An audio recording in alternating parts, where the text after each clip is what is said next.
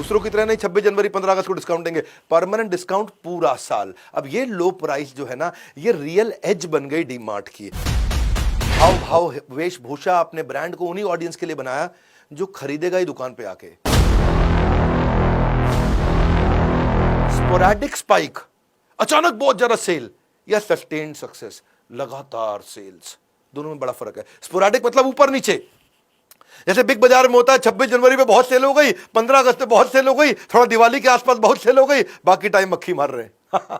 D mart क्या है, पूरा साल सेल चलती है। ये कैसे किया इन्होंने, इसको समझो। देखो पहले अभी तक आपने 3 बड़े मुद्दे समझ लिए। एक, स्लॉटिंग फीस है, पहले किराया ले लेते हैं। दूसरा, ऑपरेट करने के खर्चे को कम रखा, बड़ा जबरदस्त एयर कंडीशन वो सब नहीं, बहुत भीड़ आती है इनके पास, बड़ा सिंपल सा अंदर से रखा है डी मार्ट को, वहां से पैसा बचा है। 2 चीजें। और तीसरा, माल सस्ते में खरीदते हैं, वहां से पैसा बचा है। अभी 3 जगह से जब पैसा बचाया तो पैसा बचा है, इसलिए परमानेंट डिस्काउंट पूरा साल। वन मोर टाइम, दूसरों की तरह नहीं 26 जनवरी 15 अगस्त को डिस्काउंट देंगे, परमानेंट डिस्काउंट पूरा साल। अब ये लो प्राइस जो है ना, ये रियल एज बन गई डी मार्ट की। अब लो प्राइस से ज्यादा फुटफॉल, ज्यादा फुटफॉल से ज्यादा सेल्स, ज्यादा सेल्स से मैन्युफैक्चरर फिर कहता है भाई मेरा माल सारा का सारा डी मार्ट ही बेचता है, भैया तुम इतना ज्यादा माल मेरा बेच देते हो, तुम ही ले लो यार, तुम ही ले लो माल। उस चक्कर में ये पूरे लो कॉस्ट बिजनेस मॉडल को सपोर्ट मिला, इसीलिए फंडामेंटली मजबूत हो गया। आप कस्टमर को समझना, इनका वो कस्टमर है जिसका बजट नहीं है पर टाइम बहुत है।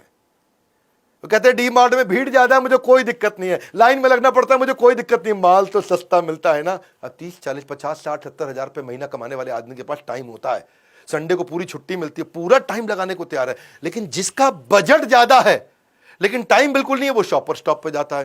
तो ये कस्टमर को पहचान गए थे।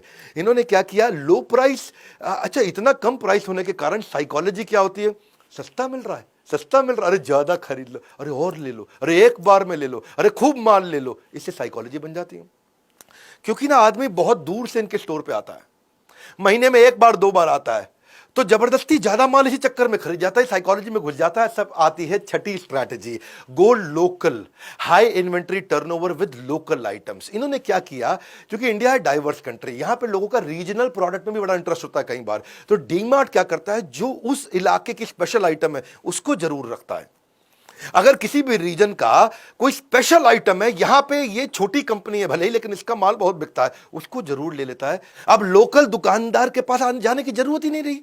भाई मान लो माधुरी नमकीन अचार पापड़ है, वो कोलकाता में बहुत चलता है, ये रख लेगा। हीरालाल नमकीन अचार पापड़ राजस्थान में बहुत चलता है, ये रख लेगा। जेठाभाई मसाला पापड़ मध्य प्रदेश में फेमस है, तो ये रख लेगा। Triple x washing powder detergent soap Telangana में बहुत फेमस है, तो रख लेगा। शिवोहम चिप्स नमकीन ये बिस्किट ये कोलकाता में बड़ा फेमस है, रख लेगा। नंदी फ्राइम्स पापड़ साबुदाना ये कर्नाटका में बहुत फेमस है, तो ये रख लेगा। 7वीं स्ट्रैटेजी, ई कॉमर्स बहुत आया फिर भी बचे रहिए। ई कॉमर्स ने बहुत मार्केट को खराब किया, ऑनलाइन लोगों ने ऑर्डर करना शुरू किया, ये बचे रहे। उसका कारण क्या है, audience suited for brick and mortar. इन्होंने वही ऑडियंस के लिए अपने हाव भाव वेशभूषा अपने ब्रांड को उन्हीं ऑडियंस के लिए बनाया जो खरीदेगा ही दुकान पे आके।